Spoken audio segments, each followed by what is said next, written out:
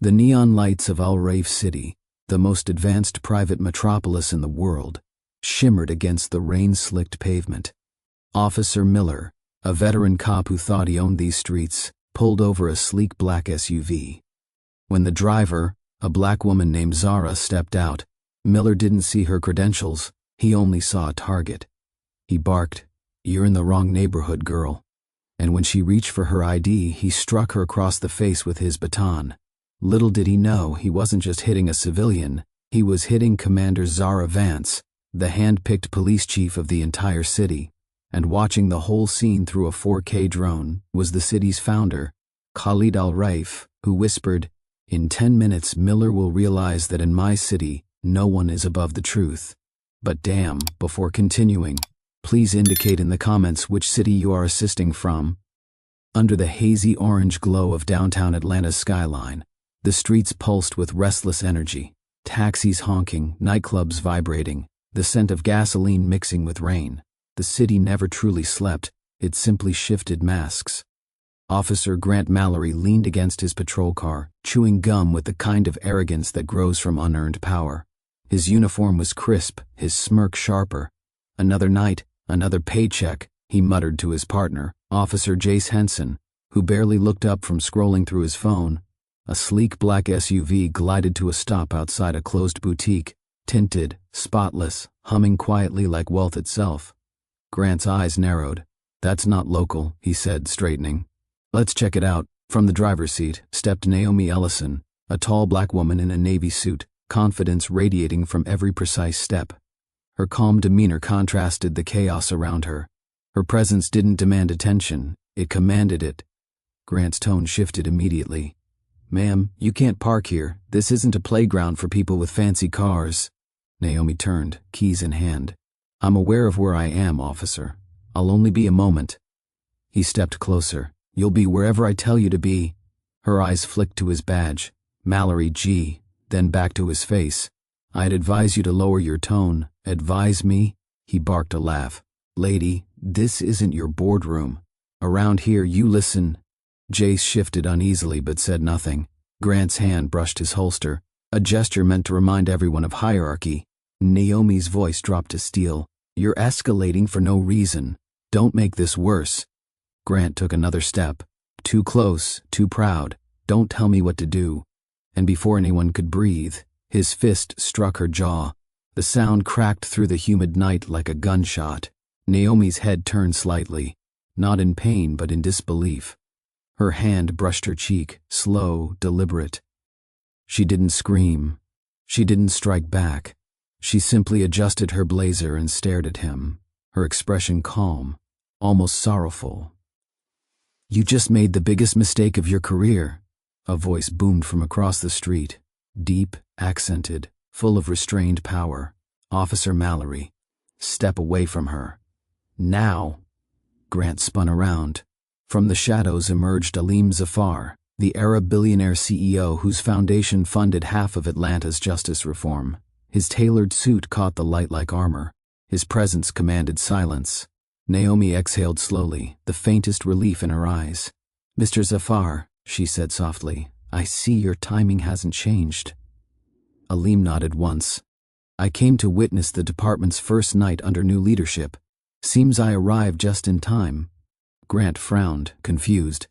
"New leadership?" Aleem's eyes turned cold. "Yes, Officer Mallory. Meet Chief Naomi Ellison, the new head of the Atlanta Police Department." The world seemed to stop. The night air went dead still. Naomi's voice was calm, but the authority behind it cut through every inch of Grant's pride. "Now, officer," she said, straightening to her full height, "are you ready to explain your behavior to your chief?" The air around them thickened, the kind of silence that feels alive, as if the city itself were holding its breath. Officer Grant Mallory's face drained of color. His hand, still hovering near his holster, trembled slightly before dropping to his side. "See, Chief?" he stammered. "You're joking, right?" Naomi didn't flinch. "Does it look like I'm joking?" Behind her, Aleem Zafar stepped forward, the glow of the streetlights catching the faint gold trim of his charcoal suit. His voice carried a weight that could crush reputations. "This city was promised reform," he said coldly. And tonight, I witnessed its opposite.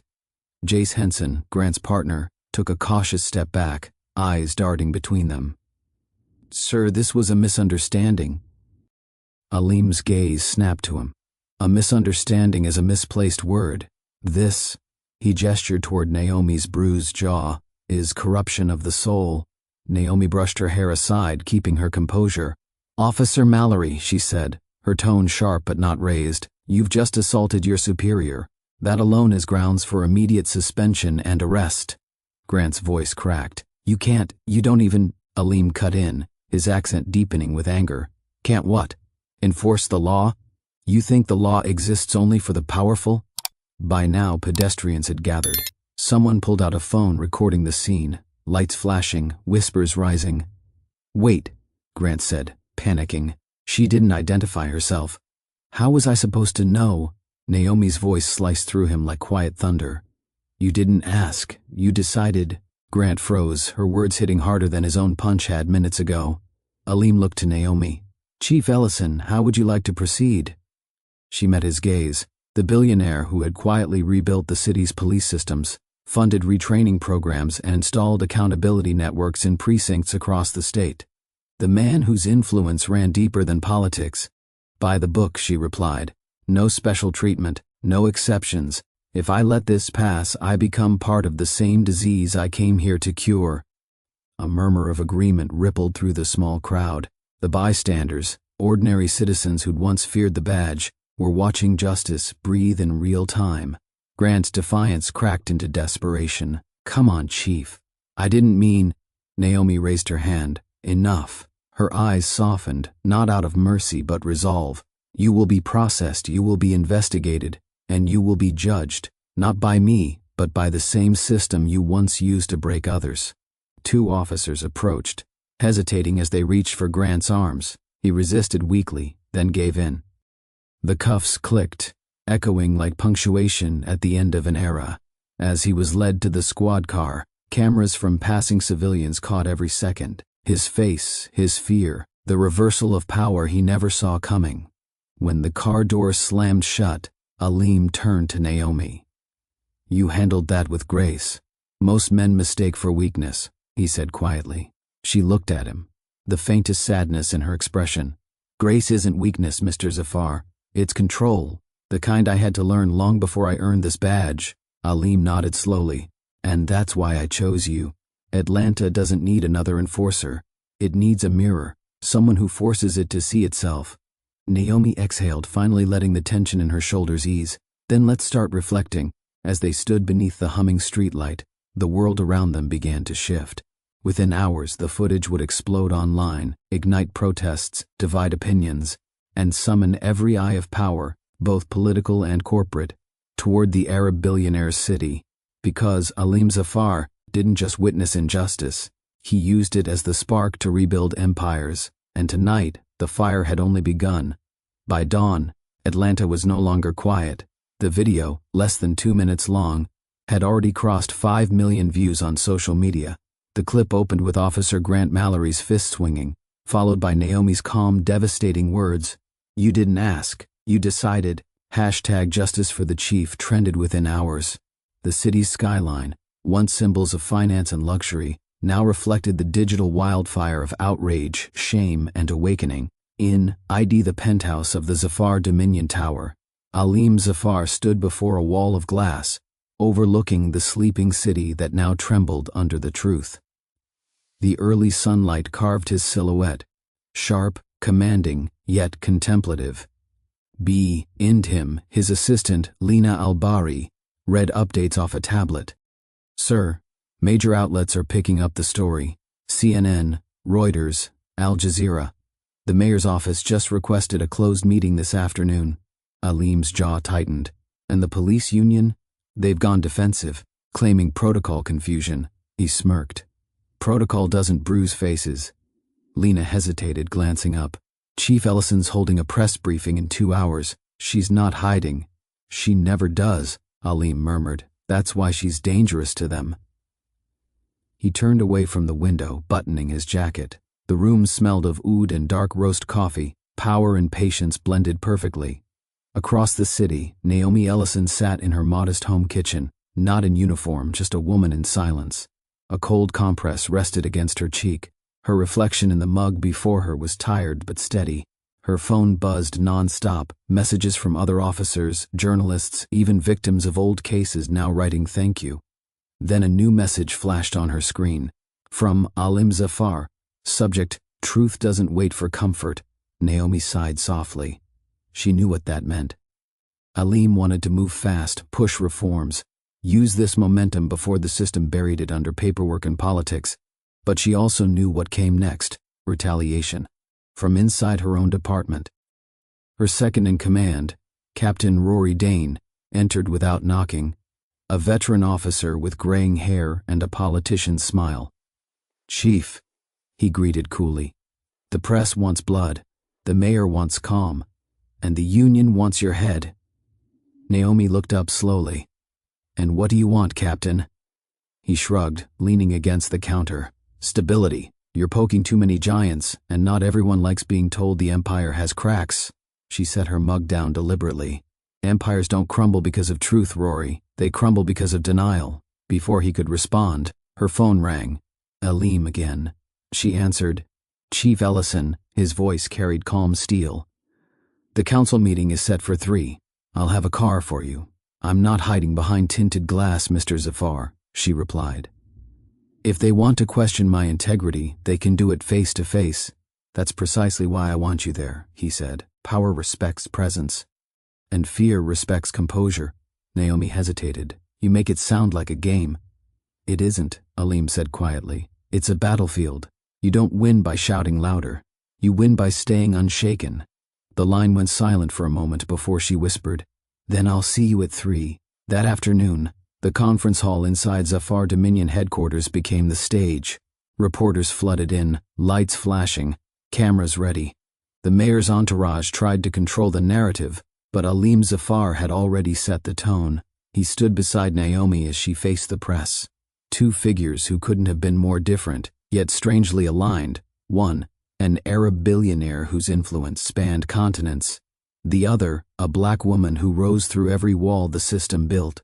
Naomi began, her voice steady. "I was assaulted not as a woman, not as a symbol, but as a citizen. The badge does not protect character. Character protects the badge. And that is what we've lost."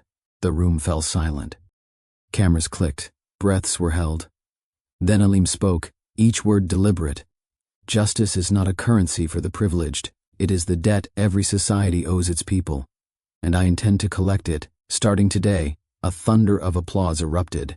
But beneath it, somewhere in the back of the room, Captain Rory Dane's expression hardened. He was already texting someone unseen. "She's turning this into her stage. Handle it before she burns us all."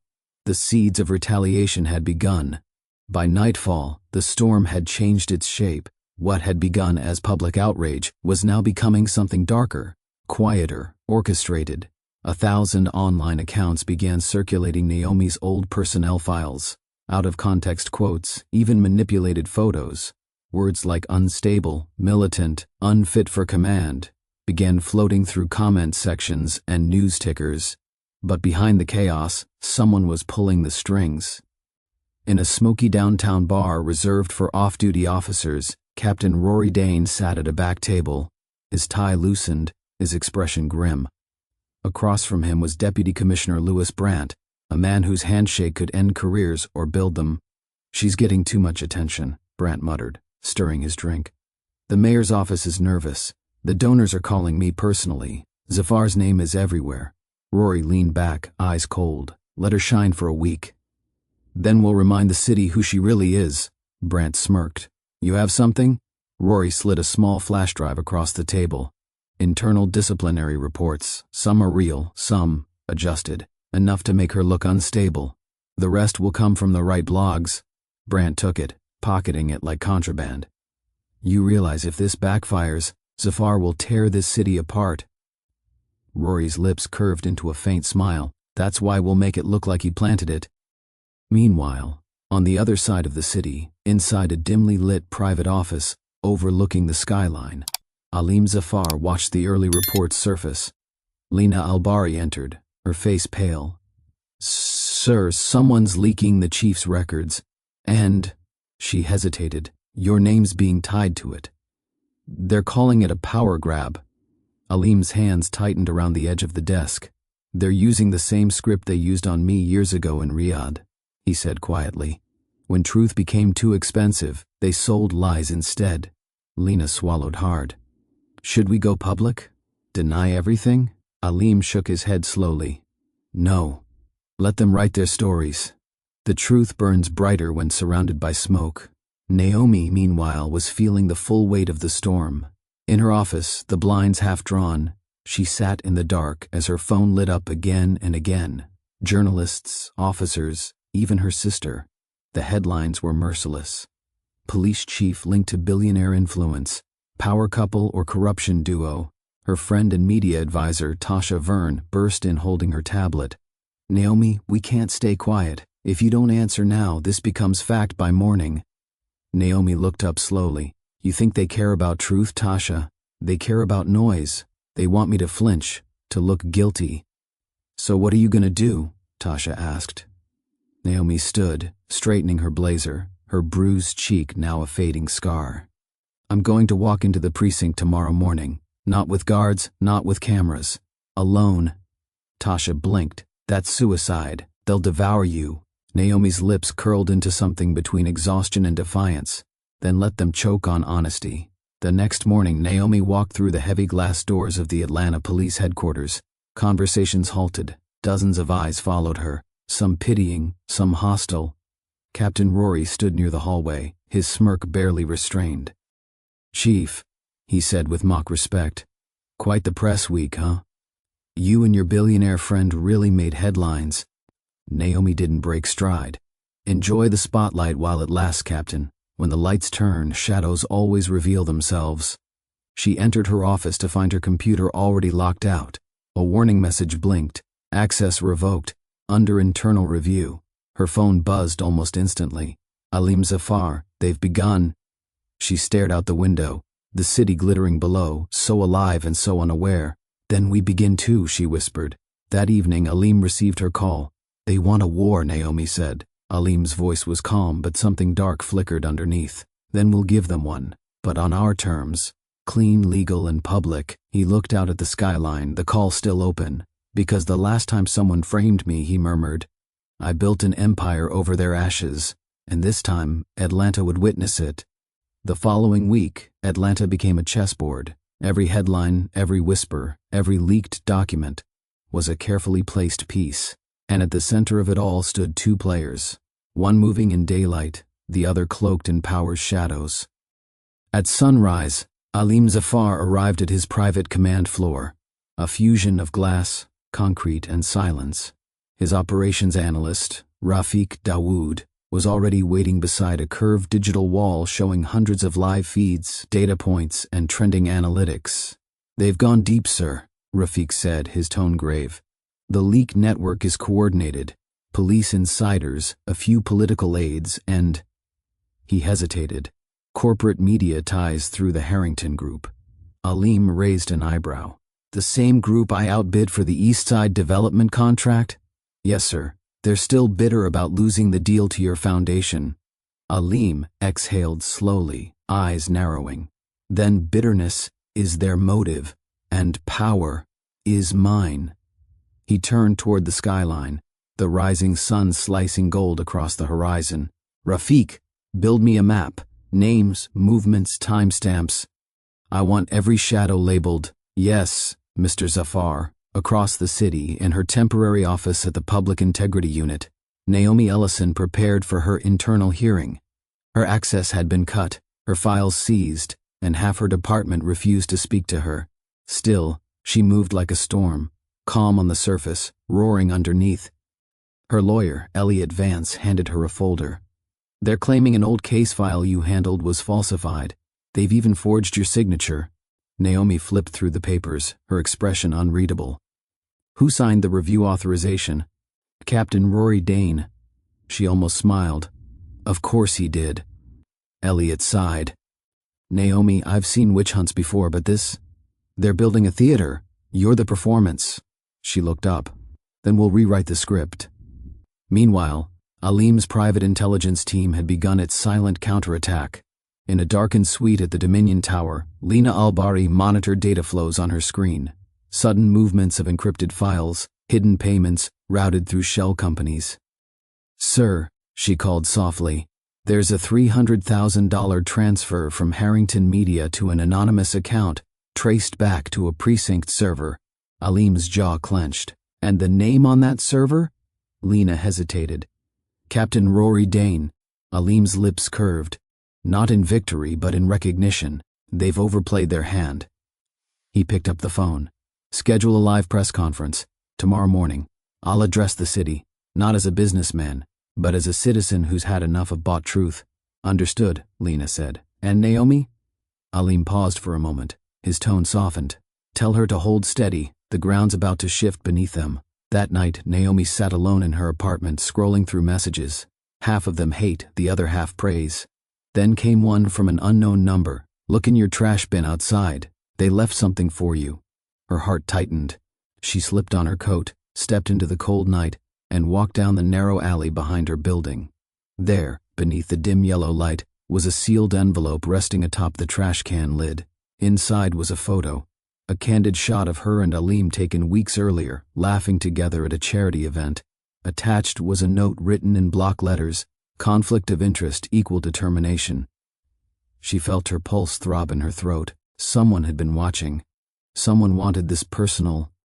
Before she could react, her phone buzzed again, this time a video link.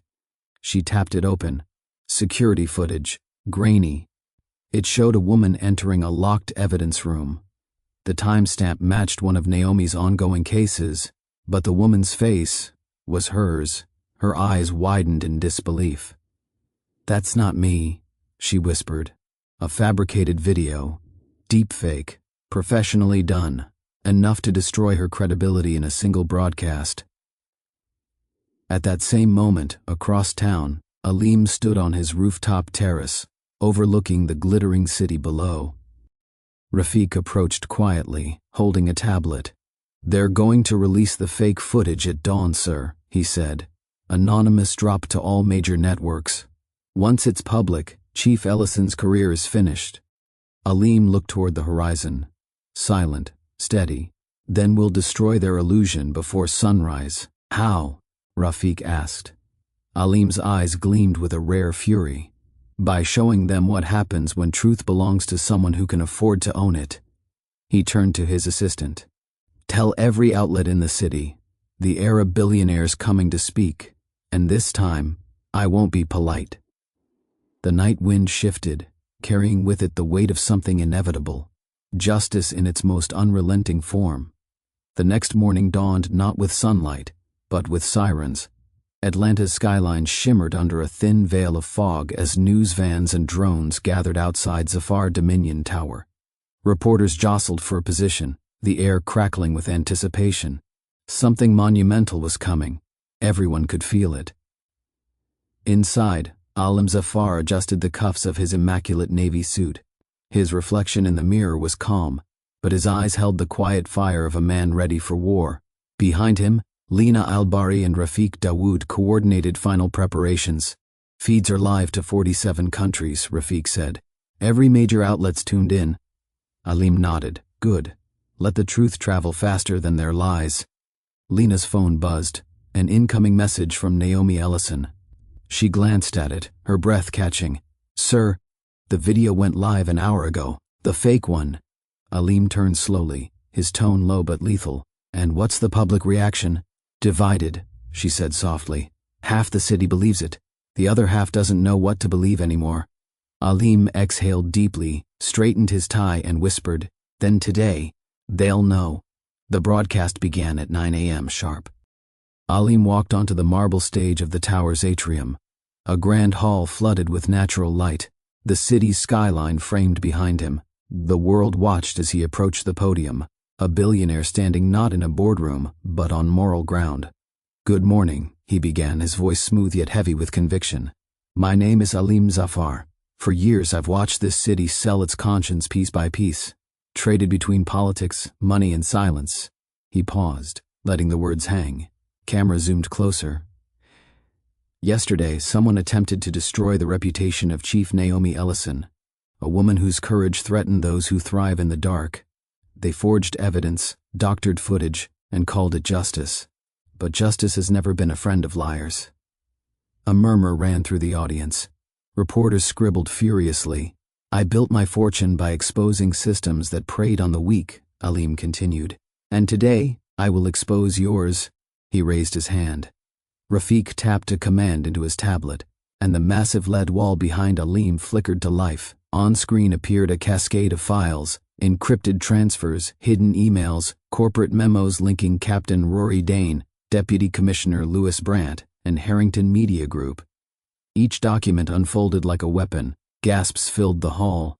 This, Aleem said, is your corruption network. Every bribe, every leak, every lie. All of it paid for in silence. Until today, then he added, voice dark and deliberate. And for those still defending them, I invite you to stay tuned, because I have names. The crowd erupted into chaos. Reporters shouting, cameras flashing, phones buzzing. The mayor's office began frantically calling the press floor, but before Aleem could continue, Lena's earpiece crackled. Sir, came Rafiq's alarmed voice, we've got a breach. Someone's inside the tower network. They're trying to override the stream. Aleem's eyes sharpened. Block it. I'm trying, but... The LED wall flickered violently. The audience gasped as Aleem's feed was hijacked, the screen turning to static before a grainy video appeared. It was Naomi, bound to a chair, bruised, gagged inside what looked like an abandoned warehouse. A distorted male voice echoed through the hall speakers. You want truth, Mr. Zafar? Then let's play fair. You release our names. She doesn't live to see another sunrise. The hall fell deathly silent. Lena's face went pale. Sir, they have her. For a long moment, Aleem didn't move. The cameras captured every twitch of his jaw, every flicker of rage. The entire world watched him. The billionaire, the man of untouchable composure. As his mask began to crack, he stepped back from the podium, eyes cold as steel. Cut the broadcast, he ordered. Sir, the networks. Cut IT. The screens went black. Aleem turned to Lena, his voice barely above a whisper but sharp enough to slice through panic. Trace that signal. Now. She nodded, fingers trembling over her tablet. Signal bounced through 4 servers, but I can triangulate a radius. How long? 15 minutes. He looked out at the shocked crowd and the flashing lights, his expression unreadable. You have 10. Outside, the city erupted. News anchors shouting over one another, headlines spinning wild theories. Zafar's speech hijacked. Chief Ellison abducted live. Who holds power in Atlanta now? Inside the tower, Aleem removed his jacket, rolled up his sleeves, and grabbed his phone. Rafiq, he said, voice like thunder about to break, assemble the team. Every drone, every signal, every contact I own. We find her, or we burn this city until we do. Rafiq hesitated. Sir, if we go that route, we cross lines that can't be uncrossed. Aleem looked up, his eyes blazing. Then pray the lines move. Aleem moved like a man who had rehearsed calm his whole life, until the rehearsal burned away and only action remained. 10 minutes, he repeated, voice low as a canyon. He didn't wait for counsel. He issued orders. Lena and Rafiq, pale and breathing fast, hustled to obey. The Dominion Tower transformed from a press stage into a command post within heartbeats. Screens relit. Maps expanded. Lines of code scrolled like war plans. Rafiq, I want every ping, every hop, every packet that touched that feed, Aleem said. Trace the bounce. Give me a radius. Now. Rafiq's fingers flew. They routed through 3 offshore nodes, then into an ISP farm on the East Industrial Strip. The final hop, a dead zone near the old freight yards by the river. Coordinates, now. Aleem looked at the map. The freight yards, long abandoned warehouses, rusted cranes, shadow docks. Perfect for disappearing a person in plain sight. He felt the world narrow to that one point. Call Nadia, he ordered. Nadia Haroun arrived within 10 minutes. A lean silhouette cut from a life of special operations, ex-military, now head of Aleem's field recovery unit. Her eyes read maps quickly. Her hands were already planning routes. She never asked for permission from fate. She took it. We go quiet, she said. 2 teams. Drone swarm for overwatch, silent insertion on the north perimeter, breach from the south. If civilians are present, we pull them out first. If it turns violent, we neutralize with precision. No theatrics. Alim nodded once. And the feeds? Lena's patching a covert relay through my assets. We cut their comms, isolate the warehouse network, and force an exit beacon from their handheld, if they have one. Nadia's voice was a machine warmed to mercy. They moved. Drones lifted like a flock of obsidian moths. Drones that fed live thermal into Rafiq's consoles. Lines of light traced alleyways on the Dominion screens. Alim watched his city through small rectangles and watched his hands move the pieces. Inside the east yard, the warehouse was a sleeping whale. Corrugated metal lungs, one broken skylight, pallets stacked like the ribs of a forgotten beast. The thermal cams showed 3 hot spots, one clustered humanoid mass near the center, one at the rear where a van idled, and a smaller pulse that matched a human heartbeat, tighter, slowed by restraint. "That's her," Rafiq whispered. "One heartbeat cone, faint, but it's consistent." Nadia split her teams. 2 shadow operators crept along the north fence and cut the chain silently. A tactical entry team approached the southern service door. Alim rode with them in the convoy, not as ornament but as presence. His suit swapped for a plain jacket. His bouquets of power traded for knives of purpose. They breached. The warehouse inhaled and roared. The first team hit the ground running, soft-footed, trained to remove threats without light. Inside, the air smelled of rust and old diesel. Naomi sat tied to a chair beneath a dangling lamp, gagged, bruised but breathing. The men holding her, 3 of them, were ragged, violent professionals with the shallow eyes of hired cruelty. "Police!" Nadia barked, and the room erupted. Shots were not the filmic fireworks Alim had feared. They were surgical. One down, another subdued, the third tackled by Nadia's right. The gunman lunged, a shadow operator rolled, an elbow to the throat, a knife at the wrist, and the man collapsed, stunned and cursing. Naomi's eyes widened when she saw the masks fall back. Recognition, then anger, quickly braided with relief. Nadia reached her, and with deft hands, removed the gag. Naomi spat and swallowed the sudden rush of oxygen and language. "Chief Ellison," Nadia said, steady. "We have you, but rescue seldom arrives without aftershocks." As teams cleared, Rafiq's console pinged violently. An alarm. Unauthorized access inside the Dominion Tower network. Someone had used the same breach to open a secondary channel. A camera feed from the warehouse interior, only now it flipped, broadcasting a live feed back to a private server. The perpetrator had a backup. Crafty. Determined. Alim's jaw tightened. "Who opened it?" Rafiq's face was gray. He didn't answer right away. His hands trembled. There was a hitch in his breathing that Alim, who knew every man he employed, had never heard before. "You?" Alim asked quietly, the question a blade. Rafiq swallowed. I routed their first hop. I didn't know they'd escalate to..." His voice cracked. "They had my sister."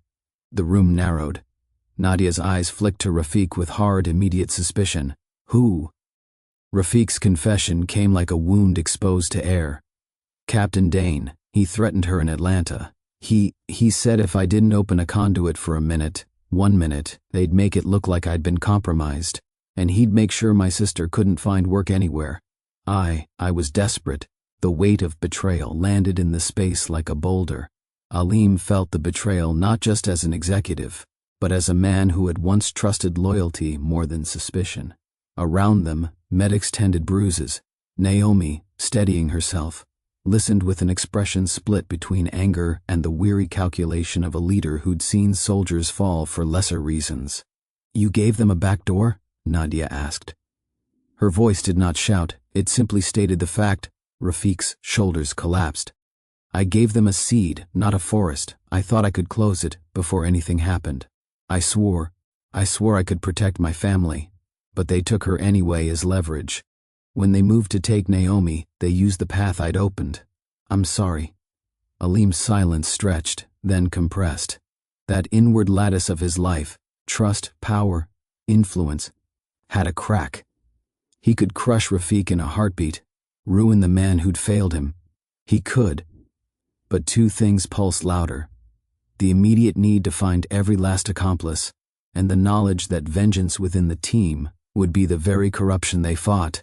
"Find them," Aleem said finally, voice low, controlled. "All of them." "Where is the drop server now?"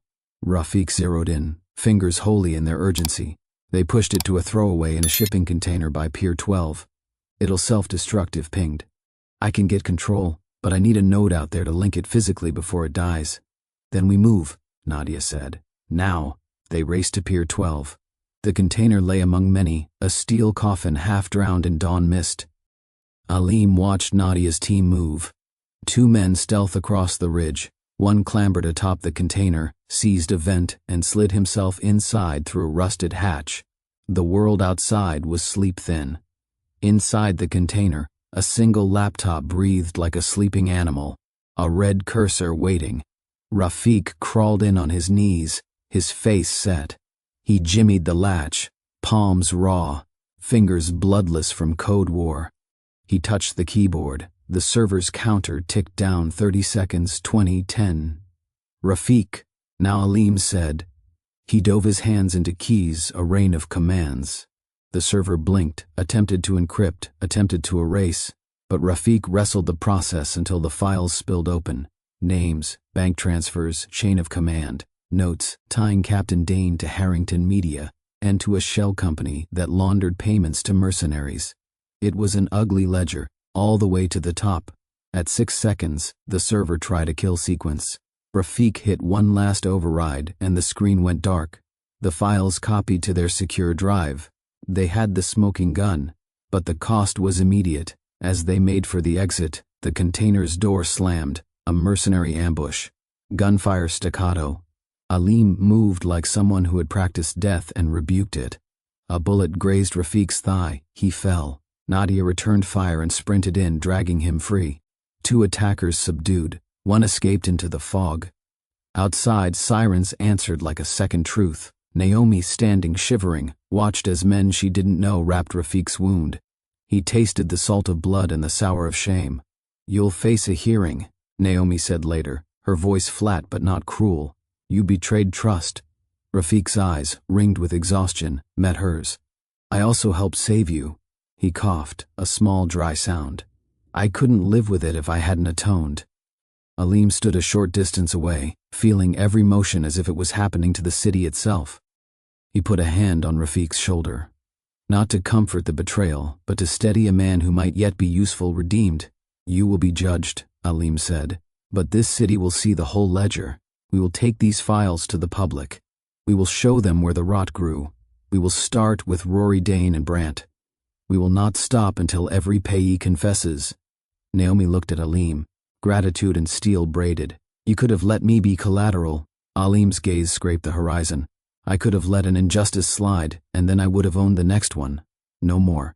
He paused, then added quietly, "And Rafiq, when this is over, you will answer for your choices. But right now, you helped pull a life back. That matters." Rafiq's face cracked into something like a smile, brief, uncertain. The wound hurt, the consequences loomed, but in the raw, chaotic shine of that pier, a small truth had been reclaimed. The city had lost its illusion of safety, and the people who claimed to protect it had been exposed. The cost was high. The ledger was opening. As ambulances took Rafiq away, and police cars funneled toward the freight yard, Aleem looked up at the low sun and thought, not for the first time, that power was a terrible, beautiful instrument. It could punish or it could be used, precisely, to heal. He chose the latter with an exhaustion that smelled like resolve. They had saved Naomi. They had the files. The war had just begun. The next morning, the skyline of Alkamar City woke under a strange, trembling silence. News vans gathered outside the Dominion Tower, the glass monument now reflecting not power, but a battle for truth.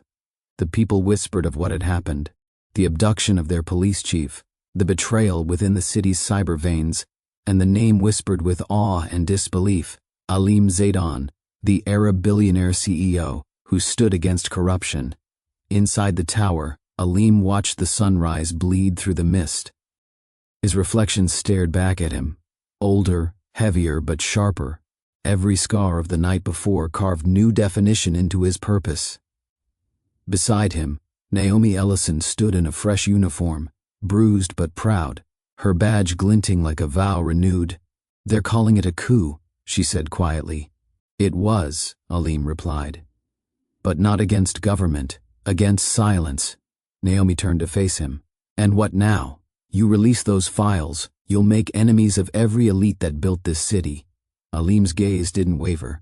"Then it's time they remember who built it for them." He pressed a code on the digital panel. Screens around the command floor lit up with encrypted folders titled Project Purity, Harrington Holdings, Rory Dane Directive. Lena, her voice steady but eyes wet, whispered, "Once we release this, there's no going back, sir." "Good," Aleem said. No empire ever stood tall when built on the bones of the voiceless. And with that, he gave the command. The files uploaded, straight to global news outlets, international law bureaus, and verified open-source archives. Within minutes, the world knew everything. The payments, the bribes, the suppression orders, all connected, all signed under the same corrupted chain of power that stretched from a media mogul's mansion to a police precinct's dirty locker. Across the city, screens in cafes, metro stations, and airports began flashing headlines. Arab billionaire CEO exposes national conspiracy involving top police officials. Rory Dane, media tycoon, under investigation for state collusion. Police Chief Naomi Ellison returns. Justice has no price tag. The people who once whispered Aleem's name with envy now spoke it with reverence. For the first time, truth felt heavier than wealth. But in the quiet of that triumph, Aleem's phone buzzed. A private encrypted message, no name, just coordinates, Pier 12. The same place where Rafiq had nearly died. He went alone, against Nadia's protests. The pier was fog-wrapped, the water glistening like melted glass. And there, standing under the broken crane, was a man in a gray coat, Captain Rory Dane, his face half hidden, eyes sharp as knives. "You cost me an empire, Zayden," Dane said. His tone was calm, but his fingers twitched near his belt. "You think the world's cheering you now, but they'll turn. They always do. You'll be the villain before sundown." Aleem stepped closer, every word measured like currency. "I don't need them to love me. I need them to wake up." Dane smirked. "You're not a savior. You're a hypocrite with better lighting. And you," Aleem said softly, "are the last man who should speak of light." The moment hung, until headlights cut through the mist. Black sedans surrounded the pier, doors opened, and federal agents emerged. Naomi led them herself, badge gleaming, voice thunderous. "Rory Dane, you are under arrest for conspiracy, abduction, and obstruction of justice." For the first time, Dane looked small, the arrogance slipping from him like paint in rain. He glanced once at Aleem. "You'll see, billionaire. Power always corrupts, no matter the flag you wave." Aleem's reply was quiet. "Maybe, but truth purifies, even if it burns me too." They dragged Dane away in handcuffs. The sound of chains echoed across the water like applause from the unseen city. 2 days later, Aleem visited Rafiq in the hospital. The young man sat pale and still, a bandage wrapping his thigh, guilt deeper than his wound. "I expected you'd fire me," Rafiq said hoarsely. Aleem sat beside him, setting a simple envelope on the bed. "Inside are your reinstatement papers, but your desk will be in our justice division, a new branch. You'll help rebuild the system you nearly broke." Rafiq blinked, stunned. "You trust me?" "No," Aleem interrupted. "But I believe in redemption. That's rarer and stronger." By the following week, the Dominion Tower had a new banner hanging across its facade. "The Truth Eyes, our greatest investment." Naomi led reforms within the city police, backed by Aleem's foundation. The media outlets that once silenced stories were now owned by a coalition of citizens and ethical investors under Aleem's guidance. The city began to heal, painfully, beautifully, and visibly. One evening, Aleem stood alone on the rooftop garden of the tower, the night breeze heavy with jasmine and hope. He looked over the city lights, his city, and finally allowed himself to exhale. Lena approached softly. "Sir, the world wants to know what drives you. What should I tell them?" He smiled faintly. "Tell them I've seen what happens when good people do nothing." And as the moon rose over Al-Qamar, The man once called just a billionaire CEO had become something far rarer, a guardian of justice. Power is not evil, silence is. True strength isn't in what you own, but what you choose to protect when the world looks away.